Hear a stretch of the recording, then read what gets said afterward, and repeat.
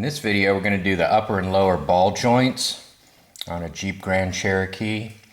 And it requires some tools. And I guess what makes this intimidating to most of the home mechanics is that the front axle housing yokes and other pieces like the ball joints themselves, you know, they're press fit in there, requires force to remove them. And most people who don't work on vehicles regularly are intimidated by this, and I'll grant you that it's intimidating to a certain point. The specialty tools that you will probably use maybe once or twice in your lifetime are available for free. So you just run down to the local auto parts store and you get these tools here, and this is about $250, and then you just take your receipt and the tools back and they will refund you the money, including the sales tax. Here we have a variety of pullers, really is what they are, and they'll separate the ball joint from the knuckle or the yoke or whatever you need to separate from. You don't have to take all of the steering linkage apart. Depending on what vehicle you're using, you don't have to separate any ball joints. You can just press out the upper and lower. But on the Jeep, of course, it's old school, and we will be removing quite a few parts actually. Besides your normal hand tools, your sockets and wrenches and stuff, you'll need the puller and press, and that's what this tool does. It pulls and presses. And I was fortunate enough to get a new one. Usually these things are all greasy and torn up and otherwise thoroughly abused. So when you rent one of these, I call it renting. It's you know, basically you buy it and then you get your money refunded. You want to make sure that the threads are in good shape. Since this one's new, I didn't test it, but you want to take the parts out and run the press through the yoke to make sure it doesn't hang up, to make sure there's no galls or that it's bent or something like that, because people have a tendency to really abuse these tools. I'm going to start on the right side, which is the passenger side, but I'm going to jack up the vehicle and put it on jack stands so that the both wheels are suspended off the ground. You can do one side at a time. I don't really recommend that. I recommend jacking it up and setting it on jack stands with the jack as a third safety device. You will not be reaching in, so you really do not have to get underneath the vehicle, which is always a good thing. However, here's my jack stand setup, and what I'd like to point out is on the passenger side, you get a nice setting point on the axle. However, on the driver's side, I don't know if you can tell, but it's offset a little bit to get in between the piece parts so that not the middle, but one of the grooves towards the outer part of the jack stand is set onto the axle. So it's a little bit odd, and of course I have the jack stand under pressure, but not lifting weight off of the jack stands. First things first, wheel off. One little tip: if you don't have a impact wrench and you want to get one, I highly recommend these electric ones, and I recommend Milwaukee 18 volt, the M18. And my tip is to break the nuts loose before you lift it. That is, if you don't have an impact wrench, just break them loose, lift up the vehicle, put it on the stands, and then the nuts will come right off, because the wheel is freewheeling and it might be difficult without an impact wrench to break them loose once it's up in the air. So I'm going to remove the caliper, the speed sensor, and the rotor. It's also a good time to inspect your brakes. Check your brake pads and your rotors. In this case, the brake pads are acceptable. The rotors, a rust lip had developed and made it a little bit difficult to come off. The way you take it off is you peel the top back after you remove the two bolts to hold the caliper on. So I'll probably replace the rotors. I've felt a little pulse in the brakes when I was stopping a few times. It's not bad, but I'll probably end up doing that. They're not expensive. A lot of times you'll see these little clips on that hold the rotor in place. They aren't essential, so if you don't have any to reinstall, don't worry about it. All right, I'll remove the speed sensor, get it out of the way, and then there's 3 Torx bolts that I'll have to remove to take the hub off. Also have to take the cotter pin off, and this lock here that fits over the hub nut. Take all that off. A 13mm 12-point socket will work to remove the bolts that hold the hub on. So here's the hub retaining bolt, and I was thinking it was a Torx. You'd need an external Torx, but my 12-point 13mm wrench, or socket, I'm sorry, fit right on there. So here's a tool you might not have laying around. It's 36mm. Mine's a 3/4 drive. I'll need that to take that nut off. So to remove the nut, it's actually kind of difficult actually, because the hub will turn freely even if it's in park. I didn't think it would, but it does. So I just activated the brake and actually used a impact wrench, even though these are not impact wrench sockets, and it came right off that way. I couldn't do it by hand. I couldn't get that force. I couldn't get enough force on it, so kind of cheated. Broke a few rules. Be careful when you do that. So here are the hub bolts, and because I've done this job before, you can see there's anti-seize on there. Do yourself a favor and use anti-seize, even if you think you're going to sell the vehicle and, you know, never do this job again. You really should do that, because lo and behold, something could happen and you could be doing the job again, and you don't want those things all rusted on there and have to deal with all that crap. So they came out real easy for me. I'm not saying yours will. You may have to use liquid wrench or some other thing and soak them. All right, so when I started to beat the hub off, the whole thing just started coming out, which is what you're going to have to do anyway. So since it didn't separate, I'm just going to put the bolts back in there. So I'm going to remove the cotter pins on all 3 of them and take the nuts off and go from there. So here's my tie rod setup. I'm going to go ahead and break it loose. Basically, I just gently tap the tool into place until the drive bolt lined up, and that way I didn't destroy the boot. And with this tool, you can use a socket to go over top, or you can use like a breaker bar to sit down inside here, which seems to be a little bit difficult going in. Looks like someone had banged on it. So I'll just start tightening it down.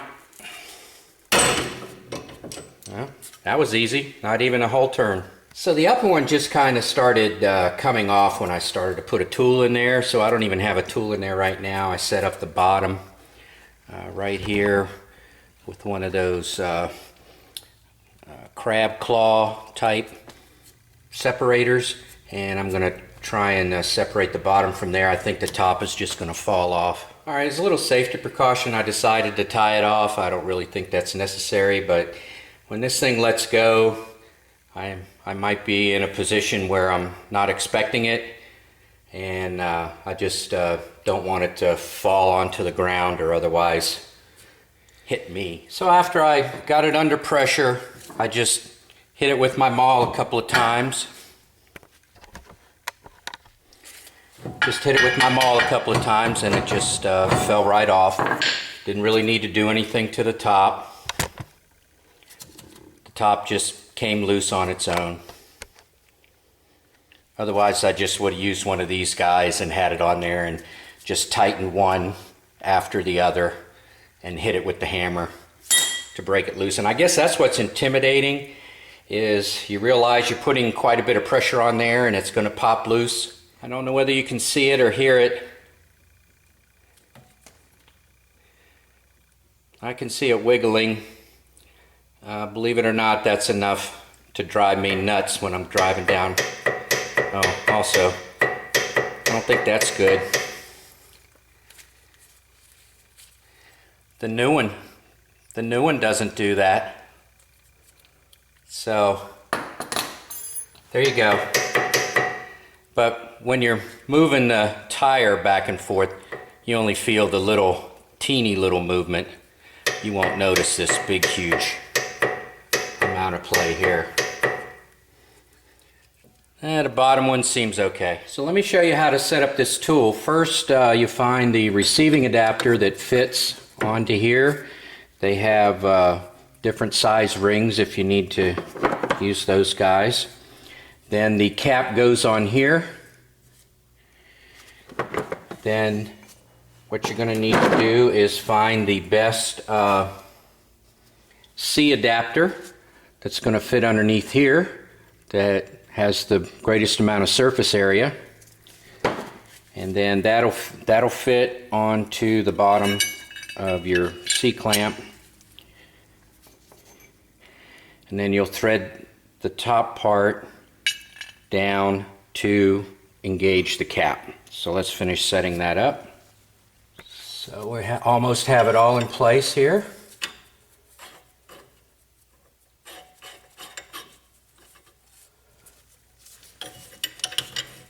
All right, I have everything all set up. I have a 1/2-inch ratchet with a 7/8 socket.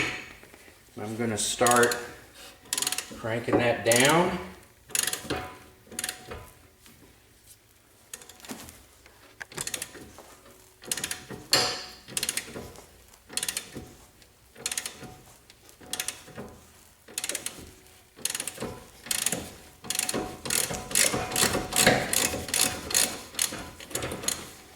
And we're out. Well, guess what? Want to learn from one of my mistakes?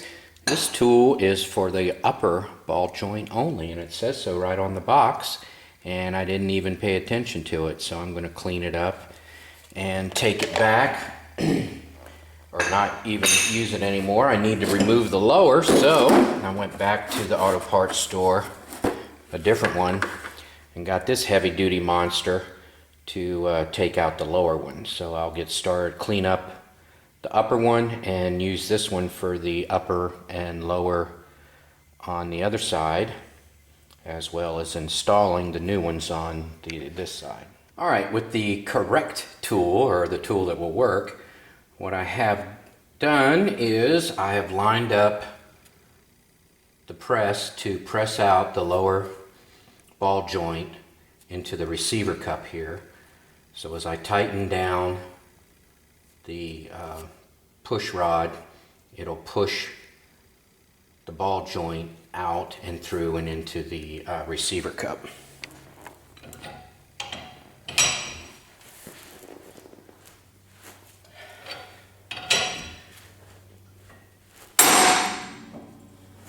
All right. Well, that's how you know you're done. So there were 3 big pops. The first one was extremely loud, but it only brought it down flush with the yoke. The second one I didn't record. And then the third one you heard, and then I just tightened it down a little bit more to drive it out. So I guess that's what makes it intimidating, is the force you have to use in order to get these guys out, especially in my case, this lower one here. All right, so I'll put the lower ball joint in. Should stay there by itself temporarily, and then I'll just build the press up so that it'll drive it up into place. All right, I'm pressing in the lower ball joint. I'm using the receiver cup to allow space for the tip to come up in here as I press the ball joint up into the yoke. All right, let's get this sucker off of here. All right, and the lower is pressed in place. Now it came with an external snap ring, but for this particular application it doesn't come up high enough into the yoke to put that external snap ring in place. So a quick little recap is this one was pressed up to remove, and it'll be pressed down to install. This one was pressed down to remove and up to install. They both point down and the yoke comes up. The new ones came with a cotter pin and a new castle nut, so you don't have to reuse your hardware. It's usually pretty rusty and messed up anyway. So here's my setup for the upper ball joint install. So I have my C-clamp, which is really a press. And then I have the adapter that fits the end of the cap, swivel cap here. And I have it set so that it's flush with the top of the ball joint. Then I have the small receiver cup and the adapter plate that captures that receiver cup, and then the lower part of the C-clamp, and that makes a press. Then I really couldn't get my socket on top of there because it was so tall, so I just had to use a wrench on it, and I used a 7/8 wrench, and I did it a flat at a time and got it all down in place nice and flush. Now we're ready to assemble the yoke. So there's a protective cap that goes on there. Don't forget to reinstall that. And there's also one on the lower. I took it off to protect it, so don't forget to put it back on. All right, I'm going to install the Zerk fitting here on the top ball joint. I'll snug that down in a minute, and then I'll install the knuckle onto the yoke. Alright, so I'll install the knuckle onto the yoke. The castle nuts are two different sizes, so you can't screw that up.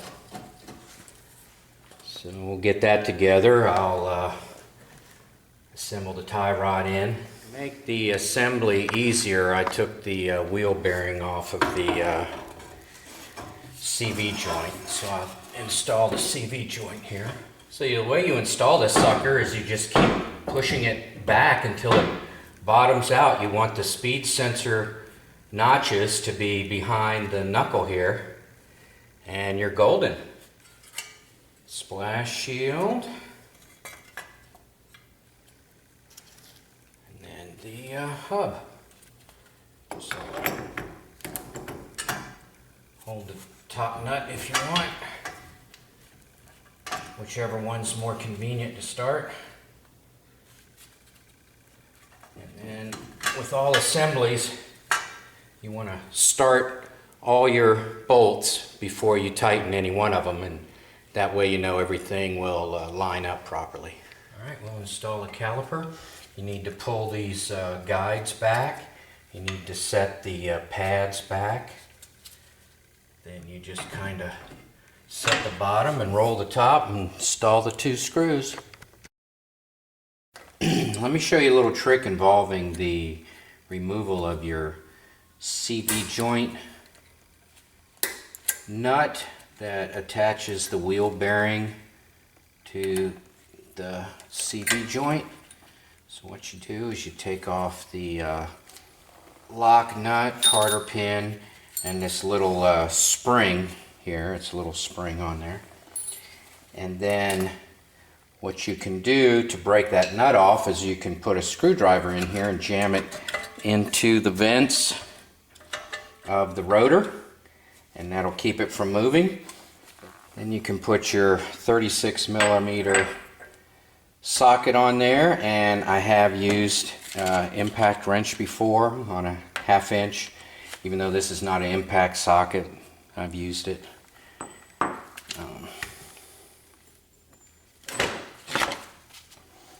So what I have here is a 3/4 drive, just something I got at Harbor Freight, 3/4 drive socket set. Just put it on there.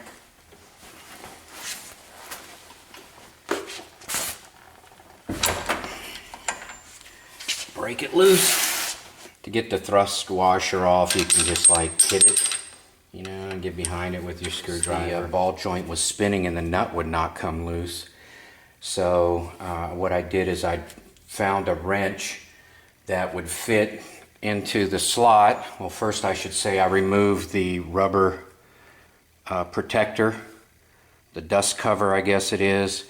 I tore that off and then drove a wrench in there to create some friction in there to force the knuckle onto the nut and hopefully keep it from spinning, and it worked, so I just thought I'd give you that tip.